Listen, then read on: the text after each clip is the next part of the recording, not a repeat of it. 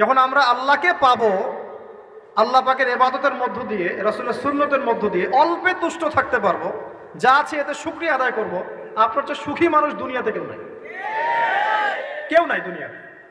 কিন্তু বস্তুবাদিতা আপনাকে এই আকীদা আদর্শ থেকে সম্পূর্ণ ডিমোটিভেট করে দেবে। আপনাকে খালি চাই চাই আরও চাই, ওই যে দু হাতে যা পাও হাত পেতে নাও, বাকির খাতা শূন্য থাক। আর আমাদের দর্শন দু হাতে যা পাও হাত পেতে নাও না, বরং দুনিয়াতে যতটুকু পাও এতটুকুতে সন্তুষ্ট থাকো, বাকির খাতা শূন্য থাক না, বাকির খাতা পূর্ণ হোক।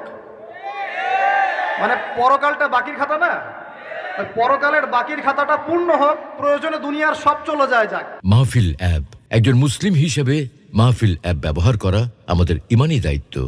প্রয়োজনে দুনিয়ার সব যদি চলেও যায় যাক, তারপরে বাকির খাতা কি হোক? পূর্ণ হোক। এটাই আল্লাহ রাব্বুল আলামিন সূরা আ'লার মধ্যে বলছেন, বাল তু'সিরুনাল হায়াতাদ দুনিয়া, তোমরা এই দুনিয়ার জীবনটাকেই প্রাধান্য দিয়ে থাকো, ওয়াল আখিরাতু খায়রুন ওয়া আবকা, কিন্তু আখিরাত হচ্ছে সবচেয়ে উত্তম এবং চিরস্থায়ী। তো প্রিয় ভাই এবং বোনেরা যারা আলোচনা শুনছেন, আজকে আমাদের প্রথম সবক হওয়া উচিত দুনিয়ার নেশায় আমরা না পড়ি। আল্লাহ পাক আমাদেরকে তৌফিক দান। এর মানে এই না আমরা দুনিয়ার প্রোগ্রেসে যাব না, অবশ্যই যাব, আমরা অবশ্যই যাব। পুরো ন্যাশন জাতিগতভাবেই আমাদেরকে এই ওয়ার্ল্ডের সমকক্ষ তো হতে হবে, হবে কি না? আমরা কি ওয়ার্ল্ডের সমকক্ষ হতে পেরেছি? আপনাদের কি মনে হয় যে মিলস, ইন্ডাস্ট্রিজ, ফ্যাক্টরিজ, সেতু, ফ্লাইওভার এইগুলো করলেই মনে হয় যে ওয়ার্ল্ডের সমকক্ষ হওয়া যায়? প্রত্যেক জনগণ ভিতর থেকে সুখী কিনা, তাদের অন্ন, বস্ত্র, চিকিৎসা, শিক্ষা, বাসস্থান, এই যে মৌলিক চাহিদা, বেকারত্ব ঘোচানো, তিন বেলা খাওয়া খেয়ে পরে বাঁচা, জীবনের অধিকার, জীবনের অধিকার, সিকিউরিটি, এই জিনিসগুলো আমাদের নিশ্চিত হচ্ছে কিনা, এটা হচ্ছে আপনার উন্নতির মানদণ্ড। উন্নতির মানদণ্ড কি? আমরা এখন যেখানে আছি না, 1776 সালে অ্যাডাম স্মিথ তার চেয়ে আগের জায়গায় ছিল। 1776 সালে অ্যাডাম স্মিথ একটা বই লিখেছেন, তার নাম হচ্ছে যে দ্য ওয়েলথ অফ নেশন, এই কিভাবে একটা রাষ্ট্রের ওয়েলথ ফাংশন করে। ওই 1776 সালে তিনি যে চিন্তাগুলো করেছেন, এখন পর্যন্ত আমরা সেই চিন্তা বাস্তবায়ন করতে পারি নাই। 1776 সালের চিন্তা, কিন্তু ওই চিন্তা বাস্তবায়ন করেছে পশ্চিমারা। পশ্চিমা সভ্যতা যেটা আপনি দেখছেন দাঁড়িয়ে আছে, এই একটা বইয়ের উপর দাঁড়িয়ে আছে। যেমন একটা এক্সাম্পল দিই, আলোচনা কঠিন হয়ে যাবে, অন্যদিকে যাব। আমরা মনে করি যে অর্থনীতি আমরা নিয়ন্ত্রণ করব, ঠিক আছে, অর্থনীতির পুরো বিষয়গুলো আমরা নিয়ন্ত্রণ করে আমরা সমৃদ্ধি নিয়ে আসবো। আসলে বিষয়টা কি জানেন? অর্থনীতির নিজের একটা ফ্লো আছে, ও নিজেই নিজেকে নিয়ন্ত্রণ করে, এবং তার উপর একটা ইনভিজিবল হ্যান্ড থাকে, অদৃশ্য হাত, যেটা আমরা বলি আল্লাহ রাব্বুল আলামিন। আল্লাহ রাব্বুল আলামিন এই পুরো অর্থনীতিকে নিয়ন্ত্রণ করে। আমরা যখন সেটাকে ইন্টারফেয়ার করতে যাব, তখন ইকোনমি কলাপস করে যাবে। এই যে করছে কলাপস। আরও ব্যাপার আছে, শুধু ব্যবসা, অর্থনীতি, এক্সপোর্ট ইম্পোর্ট, এগুলোকে তিনি জাতির মানদণ্ড বলতেন না। তিনি বলতেন যতক্ষণ পর্যন্ত জাতির প্রত্যেক ব্যক্তির মধ্যে এথিক্স না আসবে, নীতি যতক্ষণ পর্যন্ত না আসবে, আপনি করাপশন থামাতে পারবেন না। তাই হয়েছে না? শুধু ব্যবসা না, আদর্শ কতটুকু আছে? এই যে আপনি দেখছেন বিভিন্ন জায়গায় ভেজাল খাবার খাওয়াচ্ছে, ওদের কি টাকার অভাব আছে? ওদের টাকার কিন্তু অভাব নাই। নেম ফ্রেমের কোনো ঘাটতি আছে? এস্টাবলিশড বিজনেস, তাহলে কেন আপনাকে ভেজাল খাওয়াবে? কারণ তার মধ্যে এথিক্স নাই, নীতি নাই। এই জন্য জাতির প্রত্যেক সদস্যকে, মানে প্রত্যেক জনগণের প্রত্যেককেই আগে নীতিগত শিক্ষা দেওয়া উচিত। আর এই কাজটাই করে ইসলাম, বলে সুবহানাল্লাহ। এই এথিক্স এবং নীতি শেখায় কে? ইসলাম। ইসলামের চেয়ে সার্বজনীনভাবে এবং যুগোপযোগীভাবে কেউ এথিক্স শেখাতে পারবে না। কাগজে কলমে অনেকে অনেক কথা বলতে পারে, প্র্যাকটিক্যালি শেখাবে কে? ইসলাম। এখন বলতে পারেন তাহলে মুসলিমদের মধ্যে দুর্নীতি কেন, মুসলিমদের মধ্যে কেন এই সমস্যাগুলো হয়? উত্তর একটাই, ওই যে স্যার বলে গেলেন, আমি বিভিন্ন ওয়াজে যে এক এক জায়গায় এক এক কথা বলে। উত্তরটা কি? উত্তরটা হচ্ছে যে কোরআন এবং সুন্নাহর সঠিক যে শিক্ষাটা আছে, এই শিক্ষাটা আমরা অনেকেই বাস্তবায়ন করতে পারছি না। এটা আমাদের ব্যর্থতা। এটা কাদের ব্যর্থতা? এটা আমাদের ব্যর্থতা। এখানে আমাদের ব্যক্তির স্বার্থ থাকতে পারে, এখানে আমার জ্ঞানের স্বল্পতা থাকতে পারে, আমার ভিতরে অহংকার থাকতে পারে, বা আমি অল্প শিক্ষিত হতে পারি, এবং এমন হতে পারে আমার জ্ঞানটা যুগোপযোগী না। ইসলামিক জ্ঞান আমার মধ্যে আছে, কিন্তু কিভাবে এই জ্ঞান দিয়ে ওয়ার্ল্ডকে ডিল করবো, এই জ্ঞানটা আমার মধ্যে নাই। এই কারণে আমরা হয়তোবা ইসলাম কোরআন সুন্নাহ হাতে থাকার পরেও এই সমস্যাগুলো ফেস করছি। প্রথম সমস্যা হচ্ছে বস্তুবাদিতা। আল্লাহর আখিরাতে কতটুকু দাম আছে দুনিয়ার? আল্লাহ পাক বলছেন একটা মাছির পাখার সমানও না। একটা মাছির পাখার কি দাম আছে আপনার কাছে? আল্লাহ পাক বলছেন পুরো দুনিয়ার দাম আমার কাছে যদি একটা মাছির পাখার সমান হতো, তাহলে এই দুনিয়াতে কোনো কাফের মুশরিক পানি পান করতে পারতো না।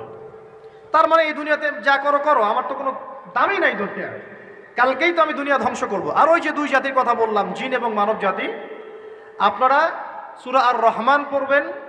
রহমান নামটা অনেক ব্যাপক দয়াময়ের নাম, তার মানে আল্লাহ পাক মার্সিফুল, মোস্ট মার্সিফুল। কিন্তু এই সূরা আর রহমানেই একটা ভয়ঙ্কর আয়াত আছে, কি সানাফরুগু লাকুম আইয়ুহাস সাকলান, হে মানুষ এবং জিন, হে মানুষ এবং জিন, শীঘ্রই আমি তোমাদের দুইটা জাতিকে ডিল করার জন্য ফারেক হচ্ছি, অপেক্ষা করতে থাকো। মানে আল্লাহ পাক কুল্লু ইয়াউমিন হুয়া ফি শাআন, মানে আল্লাহ পাক কি করেন, সব সময় তার কাজে ব্যস্ত আছেন।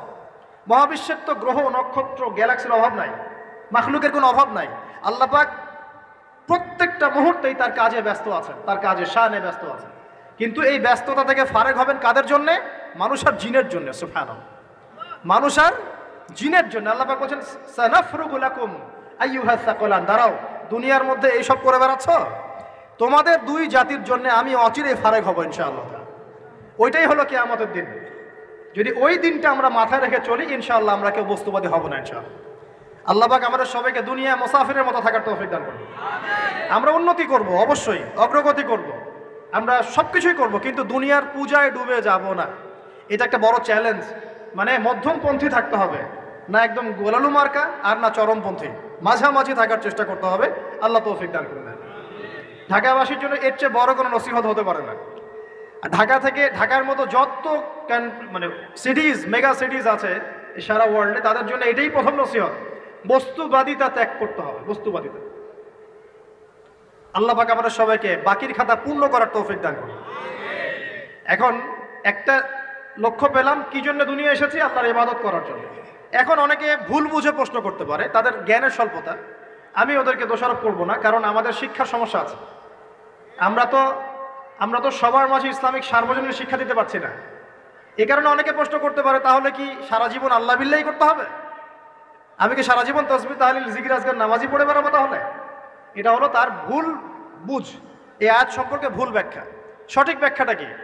সঠিক ব্যাখ্যা হচ্ছে সূরা হাশরের 7 নম্বর আয়াত। কত নম্বর? সূরা হাশর 7 নম্বর আয়াত। আল্লাহ পাক বলেন, ওয়ামা আতাকুমুর রাসূলু ফাখুযুহু, রাসূলুল্লাহ সাল্লাল্লাহু আলাইহি ওয়াসাল্লাম তোমাদেরকে যা যা দিয়েছেন সব নিয়ে নাও। ওয়ামা নাহাকুম আনহু ফান্তাহু, রাসূল যা থেকে বিরত থাকতে বলেছেন সমস্ত বিষয় থেকে দূরে থাকো।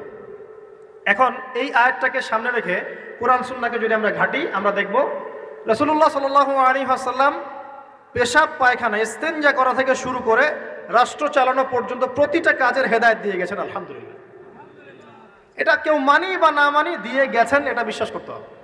আমল করতে পারি বা না পারি, নবী দিয়ে গেছেন, বিশ্বাস করতে হবে। দলিল চাচ্ছেন, আপনি সহিহ বুখারী খোলেন, মুসলিম খোলেন, তিরমিজি, নাসাই, আবু দাউদ এগুলো খোলেন, দেখবেন আপনি ইস্তেনজা করবেন কিভাবে, বসবেন কিভাবে, ঢোকার সময় কোন পা দিয়ে ঢুকবেন, বের হওয়ার সময় কোন পা দিয়ে বের হবেন, ইস্তেনজা করার সময় কথা বলতে পারবেন কিনা, কতটুকু বলতে পারবেন, গোসল কেমন করে করবেন, ওযু কিভাবে করবেন, আপনি আগে কি পা থেকে শুরু করবেন নাকি হাত থেকে শুরু করবেন, কিভাবে নামাজ পড়বেন, আগে গিয়ে কি সেজদা করবেন নাকি ইকামত হবে, আজান হবে, আল্লাহু আকবার তাকবীর দিবেন, কিভাবে নামাজ শেষে বের হয়ে আপনি ব্যবসায় চলে যাবেন, কিভাবে আপনি ব্যবসা করবেন, কিভাবে চাকরি বাকরি করবেন, সমাজের মানুষের সাথে মেলামেশা করবেন, মানুষকে দিনের দাওয়াত দিবেন, ইভেন কিভাবে আপনাকে যদি আল্লাহ ক্ষমতা দেন আপনি কিভাবে সোসাইটি মেনটেন করবেন, সমাজ এবং রাষ্ট্র মেনটেন করবেন, প্রতিটা হেদায়েত খুঁটিনাটি কোরআন এবং সুন্নাহ দিয়েছে আমাদেরকে। এই বিশ্বাস আগে রাখতে হবে। এই বিশ্বাস না রাখলে কেউ মুসলিম হতে পারবে না। I am very sorry to say, এই বিশ্বাস না করলে কেউ মুসলিম হতে পারবে না। আগে বিশ্বাস, তারপরে কাজ করতে পারেন কিনা সেটা পরের ইস্যু। এবং আমি বলে দিচ্ছি, এই যুগে আপনি 100% পারবেন না। সিম্পল, এই যুগে আপনি 100% পারবেন না, এটা স্বাভাবিক। কারণ এই পুরো বিশ্বটা তো ইসলামাইজড না। পুরো বিশ্ব কি ইসলামাইজড? বরং পুরো বিশ্বটা কুফরের উপর আছে। কিসের উপর আছে? পুরো ওয়ার্ল্ডটাই কুফরের উপর আছে, পুরো ওয়ার্ল্ডটাই। একটা এক্সাম্পল আমি প্রমাণ করতে পারি, একটা এক্সাম্পল খালি। আল্লাহ পাক বলছে সূরা মুলক, রাতের বেলা পড়তে হয় না সূরা মুলক? রাতের বেলা সূরা মুলক পড়তে হয়, যে পড়বে তার কবরের আযাব হবে না ইনশাআল্লাহ। কবরের আযাব থেকে আল্লাহ পাক তাকে বাঁচাবেন ইনশাআল্লাহ। সূরা মুলক তেলাওয়াত করতে হবে রাতের বেলা।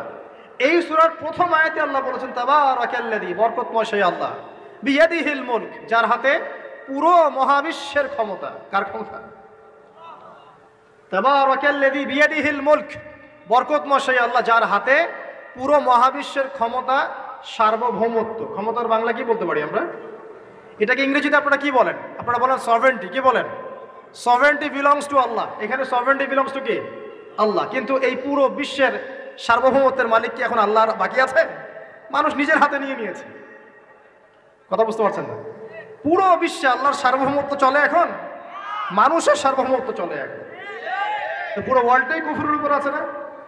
বিশ্বটাই কুফরের উপর। এখন বাদ দেন, এই ওয়ার্ল্ডে আপনি 100% ইসলাম ডিল করতে পারবেন না, সিম্পল। কিন্তু আগে বিশ্বাস করেন যে একদম টয়লেট থেকে শুরু করে আসমান পর্যন্ত সবকিছুই হেদায়েত কোথায় আছে? কোরআন শুনে আছে কি নাই? এখন মানতে পারি না, সেটা আলাদা ইস্যু। কেউ বিশ্বাস করেছে, মানতে পারে না, আল্লাহ তাকে মাফ করে দিবে ইনশাআল্লাহ। বিশ্বাস করেছি, মানতে পারিনি, আল্লাহ মানে বিশ্বাস করেছি, আমল করতে পারি নাই, হে আল্লাহ আমল করতে গিয়েছি, প্রতিবন্ধকতা পেয়েছি, সমাজ এমন ছিল না, বিশ্ব এমন ছিল না, আমি পারি নাই, আল্লাহ মাফ করে দাও। ইনশাআল্লাহ আল্লাহ মাফ করে দিবেন ইনশাআল্লাহ। আল্লাহ পাক বলেছেন কারো আমল নামায় যদি শিরকের পাপ না থাকে, যে কোনো গুনাহ আল্লাহ যাকে ইচ্ছা মাফ করে দিবেন। আমল নামায় খালি শিরকের পাপ রাখা যাবে না, যে কোনো গুনাহ আল্লাহ যাকে ইচ্ছা মাফ করতে পারেন। বুঝাচ্ছি, মনে করেন একজন জেনা করেছেন, আল্লাহ মাফ করুক। ওই জেনাকার ব্যক্তি যদি বিনা তওবাতেও মারা যায়, তওবা করে নাই, বিনা তওবাতেও মারা যায়, কাল কিয়ামতের মাঠে আল্লাহ পাক তাকেও মাফ করতে পারেন। আল্লাহু আকবার। কিন্তু একজন ব্যক্তি শিরক করেছে, তওবা না করে মারা গেছে, আল্লাহ তাকে মাফ করবেন। এখন শিরকের পাপ ছাড়া যে কোনো পাপ আল্লাহ মাফ করবেন ইনশাআল্লাহ। সো আগে আকীদা পোষণ করি যে হ্যাঁ, কোরআন সুন্নাহয় সবকিছুর সমাধান আছে আলহামদুলিল্লাহ। এখন আমি আমল করতে গিয়ে হয়তো পারছি না, এখন আমার বিশ্বাস চলমান বিশ্বের সাথে সাংঘর্ষিক হচ্ছে, এবং এই বিশ্বাসকে দমিয়ে দেওয়ার জন্যে কি করা হচ্ছে? এই বস্তুবাদিতার মতো আদর্শগুলো আপনার সামনে তোলা হচ্ছে। এখানে উত্তরটা কি? এখানে উত্তরটা হচ্ছে, দেখুন, ইবাদত মানে শুধুমাত্র নামাজ, রোজা, হজ, যাকাত নয়। ইবাদত মানে শুধুমাত্র নামাজ, রোজা, হজ, যাকাত নয়, বরং আমার জীবনের প্রতিটা সেক্টরই ইবাদত বলে কাউন্ট হবে যদি আমি সেই কাজটাকে নবীর সুন্নত অনুযায়ী করতে পারি। আমার কথা কি বুঝতে পারছেন? এই হলো ব্যাখ্যা, ওয়ামা খালাকতুল জিন্না ওয়াল ইনসা ইল্লা লিয়াবুদুন। আমি জিন আর মানুষকে শুধু আমার ইবাদত করার জন্যই সৃষ্টি করেছি। আপনার ইস্তেনজা করাটা ইবাদত। সুবহানাল্লাহ। আমার ইস্তেনজা করা কার প্রয়োজন? আমার না ইসলামের, না আল্লাহ পাকের? নাউজুবিল্লাহ। ইস্তেনজা কার জন্য করি? আমার প্রয়োজন। আমাকে এখন ইস্তেনজা করতে হবে, কষ্ট দিচ্ছে আমাকে। খাবার খাবেন, কার জন্য খাচ্ছেন? আমার জন্য নয় কি? আমার জন্যে। আপনি ব্যবসা করছেন, কার জন্যে? আমার জন্যে, আমার স্ত্রী সন্তান, আমার পরিবারের জন্য। আপনি সমাজ চালাচ্ছেন কার জন্য? আপনার জনগণের জন্য। এখানে স্বার্থ কার? মানুষের না আল্লাহ? আমার স্বার্থে আমি এই সব কাজগুলো করব, নবীর সুন্নাহ অনুযায়ী করব, তাহলে দুনিয়াবি কাজগুলোতেও আল্লাহ পাক নেকি দিয়ে দিবেন ইনশাআল্লাহ। কেমন দুনিয়াবি কাজ? স্ত্রী সহবাস করা, স্ত্রীর সাথে ভালোবাসা, প্রণয় বিনিময় করা। আপনি স্ত্রীর দিকে তাকিয়েছেন, নেকি হয়েছে। স্ত্রীর হাতটা ধরেছেন, নেকি হয়েছে। স্ত্রীকে আদর করেছেন, নেকি হয়েছে। তার মুখের মধ্যে ভাত তুলে দিয়েছেন, নেকি হয়েছে। আপনার ছেলেকে আদর করে কোলে নিয়েছেন, নেকি হয়েছে। মা ছেলেকে দুধ পান করাচ্ছে, নেকি হচ্ছে। আপনি ভাইকে 5টা টাকা দিয়ে সহযোগিতা করলেন, নেকি হচ্ছে। একজন এসে বসতে পারছে না, জায়গা ছেড়ে দিলেন, নেকি হচ্ছে। ইভেন রাস্তায় হাঁটছেন, এক মুসলিম ভাইয়ের সাথে সাক্ষাৎ হলো, সালাম দিলেন, মুচকি হাসি দিলেন, নেকি হয়ে গেল। তাহলে আমরা কিভাবে বলতে পারি যে ইসলাম কি শুধু নামাজ, রোজা, হজ, যাকাতকেই স্বীকৃতি দেয়? এগুলো করতেই দুনিয়াতে আসছি, নাকি সব কাজই ইবাদত? আমার আলোচনা কি কঠিন হয়ে যাচ্ছে? আমাদের জীবনের প্রতিটা কাজই ইবাদত, যদি সেটা রাসূল সাল্লাল্লাহু আলাইহি ওয়াসাল্লামের সুন্নাহ মতো করা হয়। 3টা জিনিস খেয়াল রাখতে হবে। কয়টা জিনিস ভাই? এক, সেই ইবাদত হতে হবে আল্লাহর সন্তুষ্টির জন্য। এই যে আমি স্ত্রীর মুখে ভাত তুলে দিচ্ছি, তার কাছ থেকে কিছু পাওয়ার আশায় নয়, আমি দিচ্ছি আল্লাহর সন্তুষ্টির জন্য। আমি যে একজন মুসলিম ভাইকে হাসি মুখে সাক্ষাৎ করলাম, ও আমাকে ভালো বলবে, পরে আমাকে হেল্প করবে, এমন এই জন্য নয়, আল্লাহ পাক সন্তুষ্ট হবেন তাই। আমি নামাজে দাঁড়িয়েছি, লোকে আমাকে ভালো বলবে এই জন্য দাঁড়াই নাই। দাঁড়িয়েছি কেন? যাতে আল্লাহ আমাকে কালকে আমাদের মাঠে বাঁচান। আমি দাড়ি ছেড়ে দিয়েছি কেন? মানুষ আমাকে হুজুর বলবে তাই, এই জন্য নয়, বরং আল্লাহ রসুলের সুন্নত জীবিত করেছি। ইনশাআল্লাহ আমি 50 জন শহীদ সাহাবীর নেকি পাবো ইনশাআল্লাহ। কেন আমি টাকুর নিচে কাপড় পরছি না? কারণ কি মানুষ আমাকে বলবে নতুন ফ্যাশন? না, আমি এই কারণে পড়ছি যাতে রাসূল সাল্লাল্লাহু আলাইহি ওয়াসাল্লাম কালকে আমাদের মাঠে এই সুন্নাহর উপর আমল করার জন্য আমার পক্ষে সুপারিশ করেন। আমার ইবাদত, আমার পর্দা, আমার পরিবার, আমার ব্যবসা, আমার অর্থনীতি, আমার পলিটিক্স সবকিছু আল্লাহর জন্য করব, এই একটা হলো মূলনীতি ইবাদত কবুল হওয়ার। 1 2 সেই আমলটা হতে হবে রাসূলের সুন্নাহ মোতাবেক, অন্য কোনো পদ্ধতিতে নয়। মনে করেন আমি একজন খুব বড় বুজুর্গ হয়ে গেছি, নাউজুবিল্লাহ, না আমরা এত বড় বুজুর্গ হয়ে যাই নাই, যে টাইটেলগুলো আপনারা দেন এগুলোর কোনো প্রয়োজনও নাই। এখন একজন বড় বুজুর্গ এসে যদি আপনাকে কোনো ইবাদতের পদ্ধতি শিখিয়ে দেয় যে এই পদ্ধতিতে ইবাদত করো অনেক ভালো হবে, কিন্তু ওই পদ্ধতির সাথে রাসূলের এবং সাহাবীদের পদ্ধতির কোনো মিল নাই, মুখরোচক মনে হলেও, দেখতে সুন্দর মনে হলেও এবং অনেক মানুষ তা করছে এরকম দলিল থাকলেও সেই কাজটা করা যাবে না। কারণ কি? কারণ সেই কাজটা রাসূল সাল্লাল্লাহু আলাইহি ওয়াসাল্লামের সুন্নাহ মাফিক হয়নি। আল্লাহ রাসূল করেন নাই, সাহাবীরা করেন নাই, বাস আমি করব না, সিম্পল। ইমামরাও করেন নাই, পরবর্তী জেনারেশনে কেউই করেন নাই। এখন যত ভালো টাটকা মজা লাগুক, দেখতে সুন্দর লাগুক, বহু মানুষ করছে, এইসব দলিলে ইসলাম টিকবে না। আল্লাহ পাক বোঝার তৌফিক দান করুন। 1 নম্বর শর্ত আল্লাহর সন্তুষ্টির জন্য হতে হবে। 2 নম্বর রাসূলের পদ্ধতিতে হতে হবে। 3 নম্বর খুব ডিফিকাল্ট, 3 নম্বরটা বেশি ডিফিকাল্ট। প্রথম 2টা পার হয়ে গেলেও 3 নম্বরে গিয়ে আমরা আটকে যাচ্ছি আর কি। বলবো? রাগটা করবেন না তো? 3 নম্বর হচ্ছে রিজিক হালাল হতে হবে। রিজিক হালাল হতে হবে। পশ্চিমার আদলে গড়া এই পুরো বিশ্বের বেশিরভাগ মানুষের রিজিক এখন হারাম। কেন হারাম? কারণ কোনো না কোনোভাবে আমরা সুদের সাথে সম্পৃক্ত হয়ে যাচ্ছি, কোনো না কোনোভাবে। আর নবীজি অনেক আগেই বলেছিলেন, 1400 বছর আগে, যে একটা জামানা তোমাদের সামনে আসবে, যে মানুষ সুদ খেতে চাইবে না তার গায়েও সুদের ছিটাফোঁটা গিয়ে লাগবে। লাগছে কিনা? এখন আপনি খেতে চাইবেন না, আপনাকে মেসেজ পাঠিয়ে দেওয়া হবে আপনার অ্যাকাউন্টে এত টাকায় যোগ হয়েছে। কি করবেন এখন? টাকাটা আপনি সুদের টাকা। সুদের টাকা মানে কি? 1 দিরহাম যে ব্যক্তি সুদ খেয়েছে সে যেন 36টা মেয়ের সাথে জেনার পাপ করেছে। সহিহ বুখারী হাদিস, একদম অকাট্য, সহিহ, সনদ সহিহ, এমন না জয়ীফ জাল, এমন নয়। 1 দিরহাম যে ব্যক্তি সুদ খেয়েছে সে যেন 36 বার জেনা করলো, নবী সাল্লাল্লাহু আলাইহি ওয়াসাল্লাম বলেছেন। আর এই হাদিস তো আপনারা জানেন যে সুদের পাপের 73টা শাখা আছে। নিচের শাখা হচ্ছে মায়ের সাথে জেনা করা, মাকে বিয়ে করা, আর উপরের শাখা হচ্ছে আল্লাহ এবং তার রাসূলের সাথে যুদ্ধ করা। এগুলো অবলীলায় করছি আমরা। আর নবীজি বলছেন 4 শ্রেণীকে আমি অভিশাপ দিয়ে গেলাম। আল্লাহর নবী অভিশাপ দিয়ে গেলেন মানে সে জাহান্নামে যাবে, কোনো অবস্থাতেই জান্নাতে যাবে না। ইল্লা মা শা আল্লাহ। 1 যে সুদ খায়, 2 যে সুদ দেয়, 3 সাক্ষী থাকে, 4 লিখে রাখে। এখন বলেন এই সিস্টেমের বাইরে কতজন মানুষ আছে? এর বাইরে আবার আছে যাকাত না দেয়া, সম্পদ হারাম হয়ে যাচ্ছে। এর উপর আবার আছে ঘুষ, জানাদির অনেক সময় চাকরি বাকরি হয় না। আস্তে আস্তে এগুলো আমরা ট্রেডিশন বানিয়ে নিয়েছি। এক সময় আমরা, শোনেন, এটাকে বলা হয় নিউট্রালাইজেশন, মানে স্বাভাবিকীকরণ। খুব কঠিন টার্ম বলে ফেলছি মনে কিছু কিছু। যেমন আগে ধর্ষণ হলে আমরা খুবই সোচ্চার ছিলাম এবং সারা এলাকা ফেটে যেত, এত বড় কথা। কেউ মাপে কম দিলে, ধরা পড়লে চক্ষু লজ্জায় সে সমাজে চলতে পারতো না। কেউ চুরি করলে চক্ষু লজ্জায় বের হতে পারতো না। আস্তে আস্তে আস্তে আস্তে আস্তে আস্তে এই যে মাপে কম দেয়া বলেন, সুদ বলেন, জেনা বলেন, আস্তে আস্তে পাপগুলোকে আমরা নিউট্রালাইজেশন করে ফেলেছি, নিউট্রালাইজ হয়ে গেছে। হ্যাঁ, দর্শন ডেইলি 4-5টা হয়, সুদ সবাই খায়, আমিও খাই, জেনা তো সবাই করে, বয়ফ্রেন্ড গার্লফ্রেন্ড ফ্রি মিক্সিং আছে, আমি করলে সমস্যা কি? ওর তো 4টা, আমার তো মাত্র 1টা। ওর চেয়ে আমি ভালো। ওর 5টা বয়ফ্রেন্ড, আমার তো 1টা। ওর 4টা গার্লফ্রেন্ড, আমার তো 1টা। আমি তো ভালো। আমার ছেলে খুব ভালো, শুধু মাঝে মাঝে একটু ড্রিঙ্কস করে, ব্যাপারটা এরকম আর কি। তো এই যে পাপকে নিউট্রালাইজেশন করা হচ্ছে আস্তে আস্তে, স্বাভাবিকীকরণ। এই ফ্লোতে আমরা মোটামুটি সবাই পড়ে গিয়ে এখন রিজিক হারাম হয়ে যাচ্ছে। ঘুষ দিতে হয়, না চাকরি হবে না। আবার দেখেন জাকাত না দেওয়ার মধ্য দিয়ে রিজিক হারাম করে ফেলছি, সুদ খাওয়ার মধ্য দিয়ে করছি, ঘুষ নেওয়ার মধ্য দিয়ে করছি, কোনো কোনো ক্ষেত্রে করাপশন, অন্যের সম্পদ আত্মসাতের মধ্য দিয়ে করছি। এর বাইরে যারা ব্যবসা করছি, আমরা যে দুধে দেওয়া তুলসী পাতা এমনও নয়, কোনো কোনো সময় মাপে কম দিচ্ছি। এই যে টাটকা জিনিস বলে ভেজাল খাওয়াচ্ছি, 3 দিনের বাসি তেল দিয়ে ইফতার রান্না করে খাওয়াই দিবে, বলবে একদম টাটকা জিনিস। রমজান মাস আসছে সামনে না, কত যে মানুষ বের হবে যারা তারাবির নামাজ পড়বে একদম 20 রাকাত, ওখানে রাকাত দিয়ে ঝগড়া হবে। ঠিক ওরাই যখন দেখবেন বিকালে দুপুরে ইফতার বিক্রি করবে, বিভিন্ন পণ্য বিক্রি করবে, দেখবেন যে দুনিয়ার বাসি পচা আপনাকে খাওয়াই দিবে।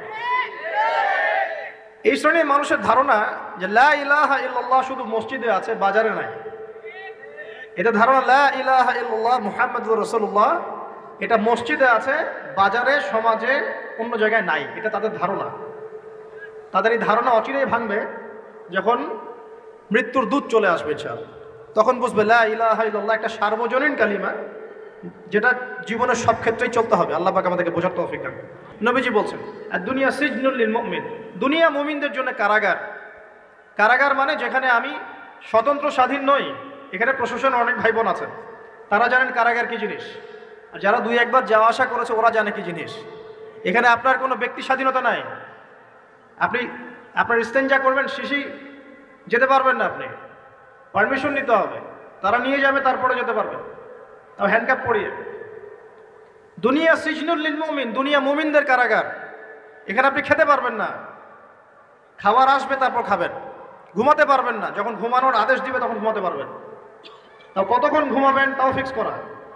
মানে কারাগার মানে কি, যেখানে আপনার ব্যক্তির স্বাধীনতা চলে না, যেখানে আমি চলবো একটা সিস্টেমের আওতায়।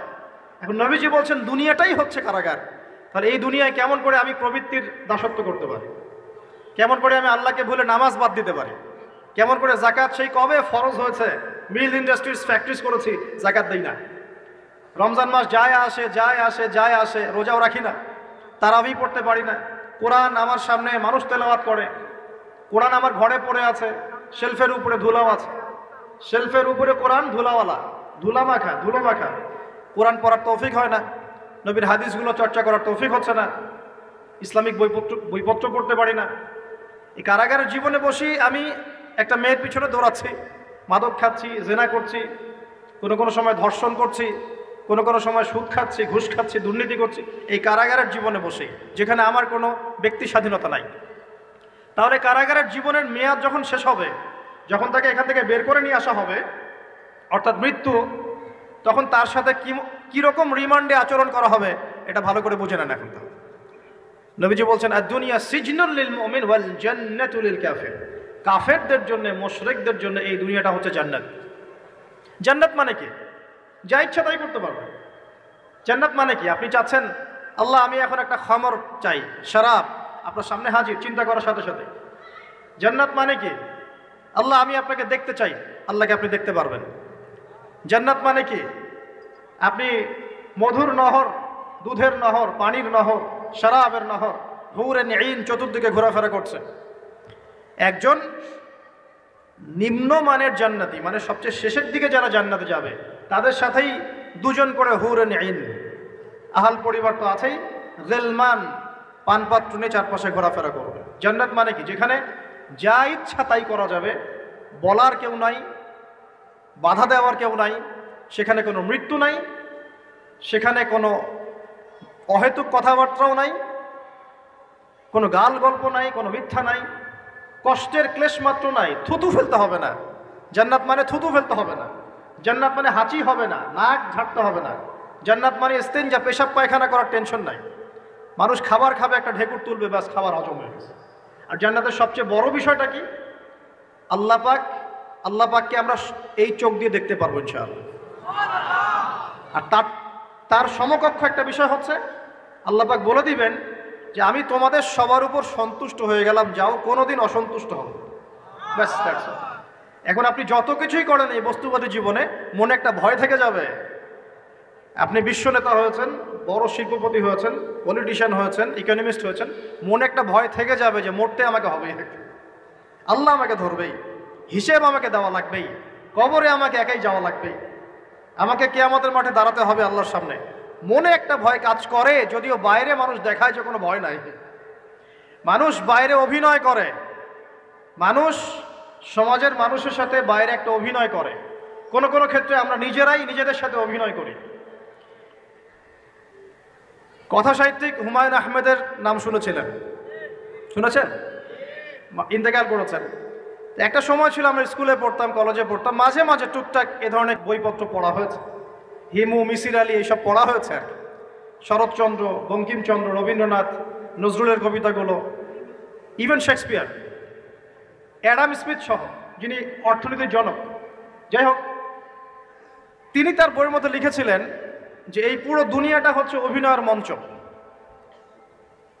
কথা সাহিত্যিক তিনি বলছেন তার মতো করে এই পুরো দুনিয়াটাই অভিনয়ের মঞ্চ, আর আমরা সবাই নিজ নিজ জায়গায় অন্যের সাথে অভিনয় করছি। কোনো কোনো ক্ষেত্রে আমরা নিজেরা নিজেদের সাথে অভিনয় করছি। তিনি বলছিলেন আমরা সবাই অভিনেতা, আর সবচেয়ে বড় অভিনেতা হচ্ছে পলিটিশিয়ানরা, কারণ তাদেরকে অনেক বড় মঞ্চে অভিনয় করতে হয়। এটা আমার কথা না, হুমায়ুন আহমেদের কথা, পড়ে দেখেন তো। আল্লাহ পাক পাঠিয়েছেন তার ইবাদত করতে, আর এই বস্তুবাদী জগৎ আমাদেরকে ভুলিয়ে দিল কিভাবে? কয়েকটা প্রলোভন দিল। প্রথম প্রলোভন হচ্ছে টাকা, তারপরে জীবনে কি করব প্রতিষ্ঠিত হওয়ার চিন্তা, তারপরে চাই চাই আরও চাই এই একটা আকীদা দর্শন, তারপরে আমার স্ত্রী সন্তান আহাল পরিবারের কি হবে, আর আরেকটা দর্শন আছে, এটাকে বলে চারবাক দর্শন। এবং দুঃখের সাথে বলতে হয় আমাদের রবীন্দ্রনাথ ঠাকুর কিন্তু এই দর্শনের মানুষ ছিলেন। চারবাক কিরকম? তার কবিতা পড়লে দেখবেন লিখে আছে, দুহাতে যা পাও হাত পেতে নাও, দুহাতে যা পাও হাত পেতে নাও, বাকির খাতা শূন্য থাক, বাকির খাতা শূন্য থাক। ঠিক চারবাক দর্শন, এটা ফিলোসফি পড়েছেন, এখানে অনেক টিচারও আছেন আমি জানি, তারা এই কথাগুলো বুঝবেন। চারবাক দর্শন কেমন? ঋণ করে ঘি খাও, ঋণ করে ঘি খাও, যতদিন বাঁচবে সুখে বাঁচবে, এটা হলো চারবাক দর্শন। তো দুহাতে যা পাও হাত পেতে নাও, বাকির খাতা শূন্য থাক, মিল আছে না? ঋণ করে হলেও ঘি খান, যেভাবে হোক ঘি খান আপনি, মানে ঋণ করে হলেও ঘি খান, যতদিন বাঁচবেন সুখে বাঁচবেন। তাহলে এই দর্শনগুলো বস্তুবাদী না? বুঝতে পারছেন কিনা? ম্যাটেরিয়ালিজম, বস্তুবাদিতা, মানে আপনি চোখের সামনে যা দেখছেন এই দুনিয়া, যেভাবে হোক অর্জন করে নেন, বাকির খাতা শূন্য থাক। ইসলামিক কনসেপ্ট এ টোটাল ডিফারেন্ট কনসেপ্ট। ইসলামের ঈমান, আকীদা, ইসলাম, পরকাল, মুহাম্মদ সাল্লাল্লাহু আলাইহি ওয়াসাল্লামের আদর্শ সম্পূর্ণ ডিফারেন্ট। আমরা বলি কি এই দুনিয়াতে আমরা মুসাফির, দুনিয়াতে আমরা কি মুসাফির, কে কতদিন থাকবো কোনো ঠিক নাই। নবীজি বলছেন, হে আব্দুল্লাহ বিন ওমর, তুমি দুনিয়াতে মুসাফিরের মতো থাকো, সকালবেলা উঠলে সন্ধ্যার অপেক্ষা করো না, সন্ধ্যাবেলা হলে সকালের অপেক্ষা করো। দর্শনের মধ্যে কত পার্থক্য না? আকাশ পাতাল পার্থক্য না? এখন যদি এই বস্তুবাদী দর্শন দিয়ে আপনি চলাফেরা করেন, তাহলে তো আপনার লাইফের অ্যাম্বিশন হবে একটা ফ্ল্যাট, আর ওটা এনি হাও আপনাকে অ্যাচিভ করতে হবে, legal way or illegal way, আপনাকে অ্যাচিভ করতেই হবে, অ্যাচিভ করতেই হবে, যেহেতু আপনার মোটিভটা হচ্ছে ম্যাটেরিয়ালিজম, বস্তুবাদিতা। আর নবী সাল্লাল্লাহু আলাইহি ওয়াসাল্লাম কি বলছেন? সকালে ঘুম থেকে উঠলে সন্ধ্যার অপেক্ষা করো না, সন্ধ্যাবেলায় থাকলে সকালের অপেক্ষা করো না। তুমি দুনিয়াতে মুসাফিরের মতো থাকো, তোমার যতটুকুতে দুনিয়া চলে যায় এতটুকুতে সন্তুষ্ট থাকো। নবীজি আরো বলছেন, তুমি কখনো উপরের দিকে চোখ দিয়ে হেঁটো না, রাস্তায় যখন হাঁটবে উপরের দিকে দেখো না, লা তানজুরু ইলা মান হুয়া আসফালা মিনকুম। আবার বলছি, নবীজি বলছেন তোমরা হাঁটবে যখন রাস্তায় চলাফেরা করবে, তোমাদের উপরের দিকে দেখবে না যে তোমাদের উপরে কারা আছে, অলওয়েজ দেখবা তোমাদের নিচে কারা আছে, তোমাদের চেয়ে খারাপ কারা আছে। এক ভাইকে আপনি দেখবেন আপনি সুস্থ, তার হাত নাই। আরেক ভাইকে দেখবেন আপনি সুস্থ, তার চোখ নাই। এক ভাইয়ের পা প্যারালাইজড হয়ে গেছে, এক ভাইয়ের বডি প্যারালাইজড, একজন হার্টের রোগী, একজন ডায়াবেটিসের রোগী। আপনি সুস্থ আছেন, অথচ ওই ব্যক্তির অনেক টাকা পয়সা আছে, আপনার নাই। এখানে কে ধনী বলেন দেখি, আপনি না সে? আপনার সুস্থতা আছে। আরেক ভাইয়ের অনেক বড় বড় ফ্ল্যাটস, কিন্তু আপনার এতটুকু নাই, ছোট্ট একটা বাসা। আপনার কষ্ট লাগে, আমারও যদি এমন হতো। ওই বাসায় গিয়ে দেখলেন যে ইন্টারনালি সে ব্যক্তি সুখে নাই, তার পরিবারে অশান্তি, তার পরিবারে হৃদ্যতা ভালোবাসার বন্ধন নাই, আপনার পরিবারে আছে। একটা রিক্সাওয়ালা সারাদিন রিক্সা চালিয়ে 500-1000 টাকা আর্ন করে বাসায় চলে গেল, গিয়ে বাসা আলু ভর্তা ডিম ভাজা ডাল দিয়ে ভাত খাচ্ছে, সুখে আছে দিব্যি, বউয়ের সাথে গল্প করছে, চাঁদ দেখছে। আর সেই তো কবে আপনি ওয়াইফ কিনে চাঁদ দেখেছেন ঠিক নাই, আপনি টাকা অর্জন করার নেশায় বছরের পর বছর স্ত্রী থেকে দূরে আছে, দেখারই সৌভাগ্য হয় না।